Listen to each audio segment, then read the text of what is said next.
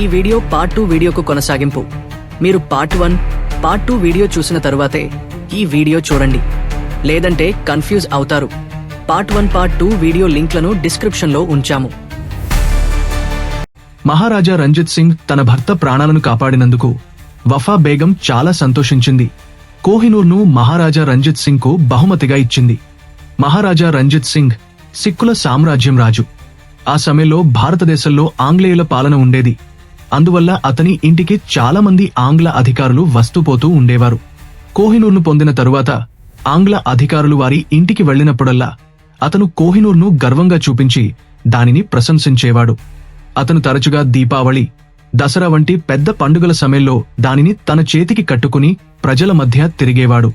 కోహినూర్ అతనికి ఎంత ప్రియమైనదంటే అతను చాలాసార్లు యుద్ధ సమయంలో కూడా దానిని తనతో పాటు తీసుకువెళ్లేవాడు.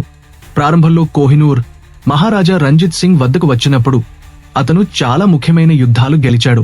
కానీ అది అతని జీవితంలో రాబోయే తుఫానుకు ముందున్న ప్రశాంతత. కాలక్రమేణా కోహినూర్ మహారాజా రంజిత్ సింగ్ పై కూడా తన ప్రభావాన్ని చూపడం ప్రారంభించింది. 1839 నాటికి అనేక వ్యాధులు అతన్ని చుట్టుముట్టాయి. ఒకప్పుడు పంజాబీ సింహం అని పిలువబడే మహారాజా పరిస్థితి ఎంత దారుణంగా మారిందంటే అతను తన మంచం నుండి స్వయంగా లేవలేకపోయాడు. తన జీవితపు చివరి రోజులు సమీపిస్తున్నాయని గ్రహించి మహారాజా రంజిత్ సింగ్ చాలా దానధర్మాలు చేయడం ప్రారంభించాడు. అతను తన వద్ద ఉన్న అనేక విలువైన వస్తువులను ఆలయాలకు మరియు గురుద్వారాలకు విరాళంగా ఇచ్చాడు. తన వద్ద ఉన్న కోహినూర్ కూడా ఏదైనా ఆలయానికి విరాళంగా ఇవ్వాలని అతని చివరి కోరిక. కానీ అతని మంత్రులు దీనికి అంగీకరించలేదు. దీనివల్ల కోహినూర్ ఆలయానికి దానం చేయబడలేదు. ఈ కోరిక నెరవేరకుండానే 1839 జూన్ 27న మహారాజా రంజిత్ సింగ్ మరణించాడు. కోహినూర్ను ఆలయానికి దానం చేయాలనే వార్తను అనేక బ్రిటిష్ వార్తాపత్రికలు వివరంగా ప్రచురించాయి. ఈ వార్త విక్టోరియా రాణి దృష్టిని కూడా ఆకర్షించింది. దీని తరువాత విక్టోరియా రాణి తన అధికారులకు కోహినూర్పై నిఘా ఉంచమని చెప్పింది. మహారాజా రంజిత్ సింగ్ మరణం తరువాత అతని కొడుకు ఖడక్ సింగ్ సిక్కుల సామ్రాజ్యం రాజు అయ్యాడు. కానీ అంత పెద్ద సామ్రాజ్యాన్ని ఒంటరిగా నిర్వహించడం అతనికి కష్టంగా మారింది. అతని సన్నిహితులే అతనికి వ్యతిరేకంగా కుట్ర పన్నారు. రాజు అయిన కొన్ని నెలల తరువాతే ఖడక్ సింగ్ కు విషమిచ్చి చంపేశారు. సిక్కు సామ్రాజ్యం యొక్క ఐక్యతలో చీలిక ఏర్పడింది. సుమారు 4 సంవత్సరాలు ఇలాగే కొనసాగింది. ఈ మధ్య మహారాజా రంజిత్ సింగ్ యొక్క అనేక మంది కుమారులు రాజులయ్యారు. కానీ వారందరూ హత్య చేయబడ్డారు. ఇప్పుడు సిక్కు సామ్రాజ్యం అధికారాన్ని నిర్వహించడానికి అతని చిన్న కొడుకు దలీప్ సింగ్ మాత్రమే మిగిలి ఉన్నాడు. అతను కేవలం 5 సంవత్సరాల వయస్సువాడు. ఇంత చిన్న వయస్సులో ఉన్నప్పటికీ సిక్కు సామ్రాజ్యాన్ని విచ్ఛిన్నం కాకుండా రక్షించడానికి అతన్ని రాజుగా చేశారు. అయితే దలీప్ సింగ్ కేవలం నామమాత్రపు రాజు. నిజానికి సిక్కు సామ్రాజ్యం యొక్క పగ్గాలు అతని తల్లి జింద్ కౌర్ చేతుల్లో ఉన్నాయి. అనుభవం లేని రాజు కావడం మరియు పెరుగుతున్న కుట్రలను చూసి బ్రిటిష్ వారికి సిక్కుల సామ్రాజ్యాన్ని ఆక్రమించుకోవడానికి మంచి అవకాశం లభించింది. వారు 1845లో పంజాబ్ పై దాడి చేశారు. సిక్కులకు ఆంగ్ల సైన్యాన్ని ఎదుర్కోవడం కష్టంగా మారింది. కొన్ని రోజుల్లోనే ఆంగ్లేయులు ఈ యుద్ధం గెలిచారు. దీని తరువాత ఆంగ్లేయులు సిక్కుల సామ్రాజ్యం నుండి కాశ్మీర్ను కూడా లాక్కున్నారు. 4 సంవత్సరాల తరువాత 1849 ప్రారంభ నెలలో బ్రిటిష్ వారు మళ్లీ సిక్కుల సామ్రాజ్యంపై దాడి చేశారు. బలహీనపడిన సిక్కుల సామ్రాజ్య సైన్యం త్వరలోనే వెనుకడుగు వేయవలసి వచ్చింది.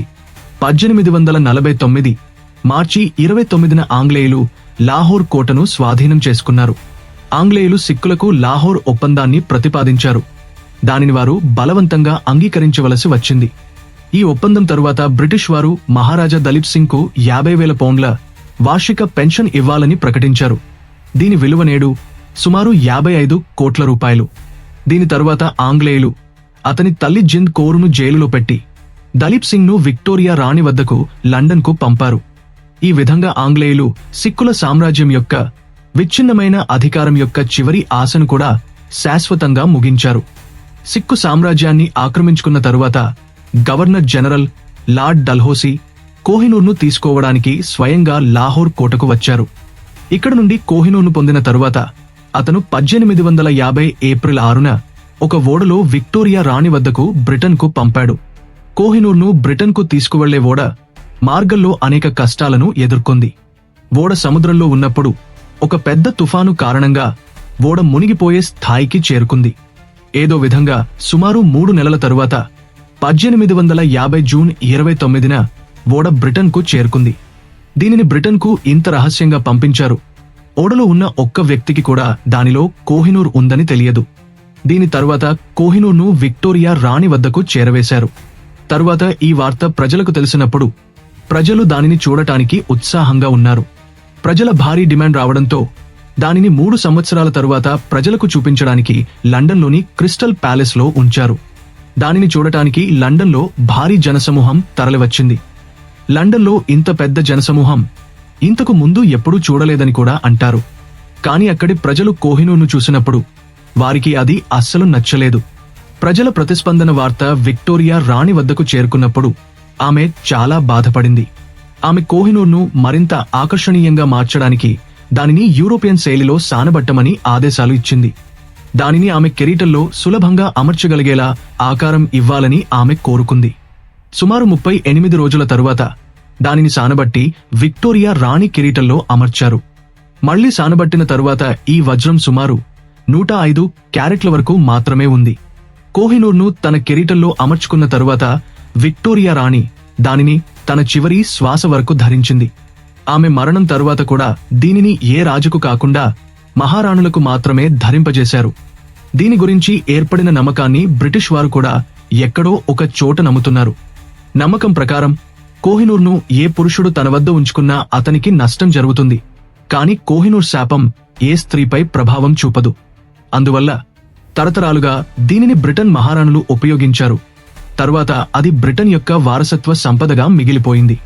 చాలా కాలంగా బ్రిటిష్ రాజకుటుంబంలో రాణుల అందాన్ని పెంచుతూ వచ్చిన ఈ కోహినూర్ ఇప్పుడు భారతదేశం నుండి చాలా దూరంగా వెళ్లిపోయింది. కాని తర్వాత 1947లో భారతదేశం స్వాతంత్ర్యం పొందినప్పుడు భారతదేశంతో సహా అనేక ఇతర దేశాలు కూడా కోహినూర్పై తమకు హక్కు ఉందని చెప్పుకుంటూ బ్రిటన్ నుండి దానిని డిమాండ్ చేయడం ప్రారంభించాయి. కోహినూర్ వివిధ సమయాల్లో అనేక దేశాల వివిధ రాజుల వద్ద ఉంది. అందువల్ల అటువంటి అన్ని దేశాలు కోహినూర్పై తమకు హక్కు ఉందని నమ్ముతున్నాయి. అనేక దేశాల నుండి క్లెయిమ్లు వచ్చిన తరువాత బ్రిటన్ కోహినూర్ను ఎవరికీ ఇవ్వకుండా నిరాకరించింది.